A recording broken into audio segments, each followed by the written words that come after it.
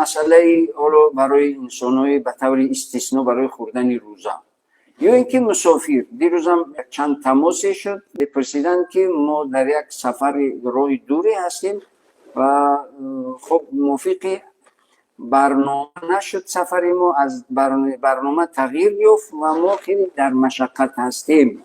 یعنی چیکار کنیم؟ روزه رو بخوریم یا روزه رو بداریم؟ اگر روزه رو میگیریم یعنی میشود حالتی که در وقت افطار و سحرخوری یعنی غذای گرمه یا که مناسبی حتی که عادی پیدا نمیکنیم. برای همین ما میتوانیم روزه‌مون رو بخوریم. برای مسافر اختیار است.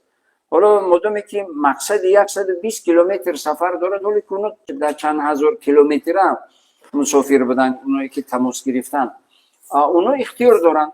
مسافر عموما اختیار وقتی که 120 کیلومتر یعنی سفر راه میبراید، از حدود محلش یا شهرش یا به اصطلاحی که از دروازه محل یا دروازه شهر بیرون شد، نماز 4 رکعته رو 2 رکعت میخواند و روزه رو اختیار دارد. اگر که مشقت باشد براش میخورد و مشقت نباشد میگیرد، خود رو قرضدار نمیکند. حتی مشقت نباشد مسافر بخورد هم اختیار دارد. مسئله اختیاری هست. وقتی که چند روزی رو که در این سفرش میخورد، باز بعد این ماه مبارک رمضان روزهای خوردگیش رو میدارد. در برابر این در یعنی جایهای خیلی وزنین و سنگین در فتوای عصرهای گذشته آمدگی است که خب آهنگر و نانپز و درآگری که در چیله تابستان ولی که خیلی گرم است و یا که فرض کردیم در نقابه‌هایی که پر از دود و گاز و دیگر است، حالا فرض کردیم برای مثال یعنی نیروی برقی آبی روغون که نقابه‌ها کار میکنن اونجا، سوارکا و دیگر یعنی خیلی دود و گاز زیادی هست، نفس گیر میشوند. اگر هر لحظه آب یا جرقات یا چیز مواد شیری اگر استعمال نکنند به بیماری خطرناک میرود یا که آسیب و زیان و ضرر زیادی میبیند. در این حالت شریعت اسلامی اجازه داده است که روزه‌اش رو بخورد، اما با مجردی که نوبت کاریش تمام شد ولی نگوید در بیرون باشد بگید من کارگر نیروی برقی روغن هستم بعد خوردن بگیرد. نه، در حالتی که خطر به وجود بیاید شریعت اسلامی اون رو اجازت میدهد که حتی هر انسانی حالا نفس گیر شد، نفسش میگیرد، نفسش نمیبراید، یکون قطره آبی یکون چیزی ندهدندش، خب چی میشود؟ هلاک میشود یا دیگر. در اینجا باید برای نجات انسان، برای نجات نفس شریعت اسلامی اجازه داده است که در این حالت استثنایی روزش رو بخورد و باز روزه رو دوام بدهد است. انسانایی که حالا همین شب هم یک نفری گفت که 3 سال پی در پی وقتی تولد و نوزاد داشتم و روزه گرفتن نتوانستم، 3 سال پی در پی. حالا امسال الحمدلله میگه روزه هم رو گرفته ایستادم. این 3 سال روزه گذشته نگرفتم رو چیکار میکنم؟ زنهایی که حالا فرض کردیم بیماری ماهانه دارن، برای اینو خوردن حتمی است که نقاسی میشن اگر که روزه بگیرن. حالا بعضیا من شنیدم بعضیا گفتن که یعنی روزه میگیرن، درست نیست. حتی ببینید یعنی قرآن خوندن یا قرآن لمس کردن، تلاوت قرآن برای زنهایی که در عذر ماهانه هستند درست نیست. حتی در عذر ماهانه گرد خانه کعبه طواف کردن درست نیست، یعنی عاصی می شود وقتی که این کار را انجام میدهد. اما حدیث ذکر، تسبیح، تحلیل، تفسیر بخوند جایز است، چرا که تفسیر یعنی شرح آیت است. کلمه هر جا اگر بگد درست است، لیکن آیت رو کامل خواندنش درست نیست. یعنی این مسئله خیلی برای بسیاریا از اول ماه مبارک رمضان این سوالا خیلی زیاد آمده بود به من شخصا و به ایدورا. یعنی در این مسئله باید که چی باشن، یعنی خواهرای عزیز باید آگاه باشن. حالا اونی که اون مادری که 3 تولد در ماه مبارک رمضان درست آمده است و 3 رمضان قرضدار است و باید در فرصت مناسب چی خوبتر و بهتر یعنی چیکار کند؟ باید که فرصت اول باید که قضای روزه‌اش رو بدارد، چرا که قرضدار نماند. خدای نکرده مبودو حالا بیمار شد، باید نصیحت کند که من 3 ساله از روزه هم از همین عبادت هم روزه من قرضدار هستم، فدیه صوم بدهند.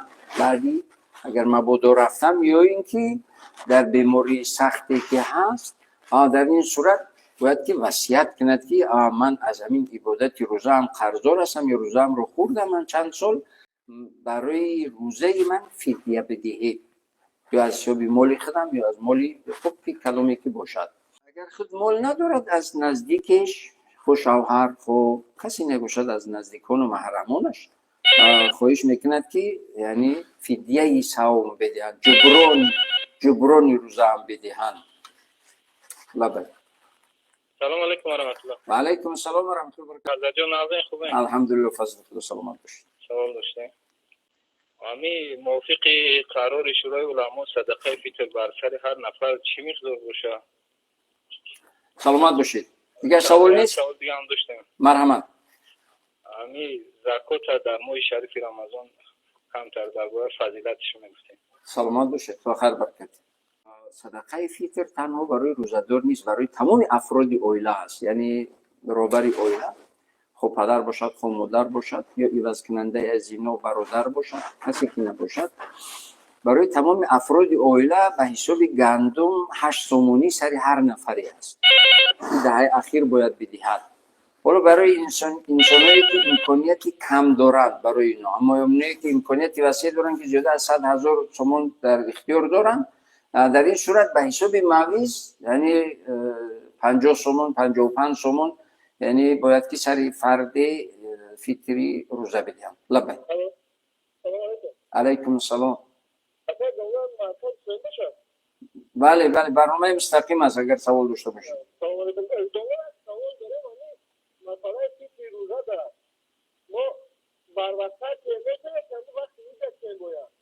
سلامت باشید. خدا خیر برکت. فطر روزه برای افرادی حتی که نوزادی که پیش از نماز عید تولد میشد، برای اون باید که فطری روزه داده شود. اما حامله باشد، برای حامله که فرزندی که در بطن مادر است، برای اون داده نمیشود.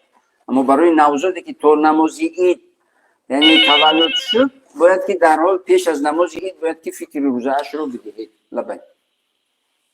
سلام علیکم. علیکم السلام و رحمت الله. لبک جون. لبک. میگن که حتی دستم روزه رو میشکنه. درسته؟ درسته؟ میبخشید خواهر عزیز، چی رو میشکند بکنید؟ میگن که حتی دشنام روزه رو میشکنه. حقارت کنه. دشنام روزه رو میشکند. من جواب میگم. سلامت باشید خواهر عزیز. خدا خیر برکت دهد. موفق باشید. دیگه سوال ندارید؟ نه. سلامت باشید. تحقیر و حقارت یعنی روزه رو، ثواب روزه رو از بین میبرد. باید مسلمان روزه‌دار هیچ وقت باید دشنام ندهد، هیچ وقت باید کسی تحقیر نکند، ظلم نکند، ستم نکند، باید دشنام ندهد. و علیکم السلام. یک سوال داشتم. مرحمت. در همین ماه شریف رمضان خدای دنیا پسر در تو بنوشت خمیری است. می‌آورم چرا بودن جایز باشد نه؟ با دیگه سوال دارید؟ نه تمام. خدا خیر برکت دهد. موفق باشید. خمیره که دندانشویی روزه رو مکروه است اگر از گلو برود. به هر حال اگر از گلو فرو درون رود روزه رو میشکند. اما اگر احتیاط هم کند، هر چقدر احتیاط هم کند، مکروه است، درست نیست. اما خب شدکهش باشد، خب مسواک باشد، درست است که با شدکه برای از بین بردن بوی بدی دهان هر وقت در هر نماز، چی شدکه باشد چی مسواک باشد، درست است، موافق شده. حتی که مسواک سنت است، هر طهارتی پیش از هر نمازی و هر طهارتی مسواک بزند. علیکم السلام. یک سوال داشتم. مرحمت. درباره روزه گرفتن فدیه رو برای کیها دادن در کل؟ خدا خیر برکت دهد. سلامت باشید. دیگه سوال نیست؟ نه. موفق باشید. خب فدیه صوم رو با کی؟ حالا با کی واجب می شود فدیه صوم؟ شیخ فونی. خب مرد خو زنی که افگار شدگی است، توان ندارد، راه رفتن نمی تواند، یا اینکه روزه بگیرد بیماری سختی تهدیدش میکند یا به خطر می رود، اینو میگن شیخ فونی در شریعت اسلامی. برای اینو باید که فدیه بدهند. یا بیماری خطرناکی وزنی دارد که طبیب میگه که از این دیگر هیچ بوی امید نیست، این هم فدیه میدهد، یعنی روزه رو نمیگیرد، جبران میکند. و فدیه صوم هر روزش یعنی در مجموع 480 تقریبا 500 سومون یعنی فدیه میدهد است برای یک ماه مبارک رمضان. فدیه روزه رو به کی میدهد؟ به انسانی که نودار است، قرضدار هست، یعنی مالی به نصاب رسیدگی نیست یا که مالش به نصاب رسیدگی نیست، مالی به نصاب رسیده نداشته باشد، برای همین گونه انسان یعنی فدیه صوم رو داده می شود. و حالا گفتیم که مزرعه شرعی و میدهد به یک مسکین و به یتیم و به نودار. حالا اونجا سوال بود که درباره فضیلت زکات. درست در عالم اسلام و تمام مسلمان ها در ماه مبارک رمضان زکاتشون رو میدهند. به خاطر چی؟ به خاطر که یک فرضی در ماه مبارک رمضان 70 فرضی برین رمضان است. وقتی که یک بار در ماه مبارک رمضان زکات میدهند، مثل این که 70 زکات دادگی هستند. برای همین در ماه مبارک رمضان زکات دادن بسا فضیلت و شرافت و ثواب و اجر و پاداش عظیم دارد. برای همین مطالعه کردم از تاریخ بخارا که در امارات بخارا عصر 18 مفتیش همون وقت یعنی از مردم خواهش کردگی بوده است که هر کسی فرض کردیم حالا پیسه حاضر بگیم یعنی 1000 سومون داشته باشد 25 سومون زکات بدهد یا که صدقه بدهد. زکات نمی شود چرا که 36000 است نصاب زکات و این با نرخ طلا حساب کرده می شود هر سال.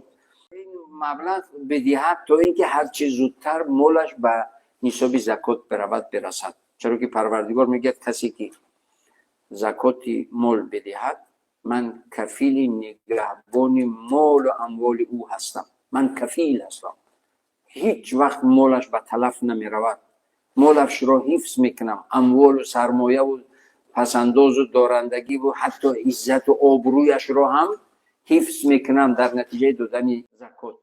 حالا وقتی که انسان امکانیت دارن 10,000 دارن بگذار 10,000 یعنی هر 1000 سومونی 25 سومونی.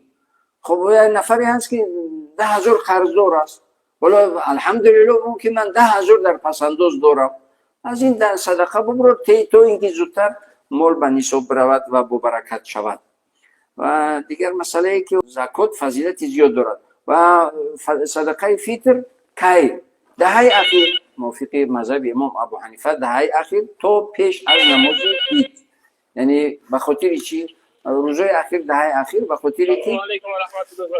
خاطر که همون نیازمندی که زکات رو میگیرد یک نیازش رو پیش از عید یعنی که در ماه مبارک رمضان نیازش رو میگیرد و ضروریاتش رو برقرار میکند. لبیک. سلام علیکم. و علیکم السلام و رحمت الله. مرحمت. آبی دهنش چی میشه؟ آبی دهن یعنی فروغ برد، تمام مشکلی نیست. مشکلی ندارم. نه سلامت باشید. جواب میگم باز. دیگه سوال ندارید؟ سلامت باشید. فروغ بردن در کارو. حتی آبی دهن زیاد بیرون کردن روده ها و معده و عضوای داخلی بدن یعنی بیمار میشود. هیچ وقت آبی دهن یعنی که حالا روزه دارم آبی دهن تا کی بیرون میپرتوید؟ ممکن نیست، حتی مکروه است. چرا مکروه است؟ بخاطر که به بدن ضرر دارد. آبی دهن باید که داخل فرو برد، یعنی اون مشکلی نیست مدامی که در دهانش یگون چیزی دیگری نباشد. خب هر چیزی که باشد اگر باشد بیرون براردن در کن اون ترشی است یا اون چیزی باشد که نخست یا اون پشه در اومد یا که چیزی حتمی بیرون پرتافتن در کن. اما در حالت معمولی که آبی دهان روزدار باید که آبی دهانش رو فرو برد، باید بیرون نپرتوید. فکر میکنم که وقتی جدا کرده به پایان میرسد. من اگر با کدام سوالی جواب نداده باشم در برنامه آینده انشالله به امید پروردگار به همه سوالای شما با پرگی و جواب کامل انشالله میدهیم و خداوند عزوجل در این ماه اجابت دعا همه بینندگان ما رو و اهل و خانواده و پیوندان و نزدیکانش رو و وطن عزیز و محبوب همه ما و شما رو همیشه در حفظ حمایه و پناه خودش نگه بدارد. همیشه فیض و خیر و برکت و به همه بینندگان عزت و سعادت ابدی نصیب و رجوع بگرداند. موفق و کامیاب باشید.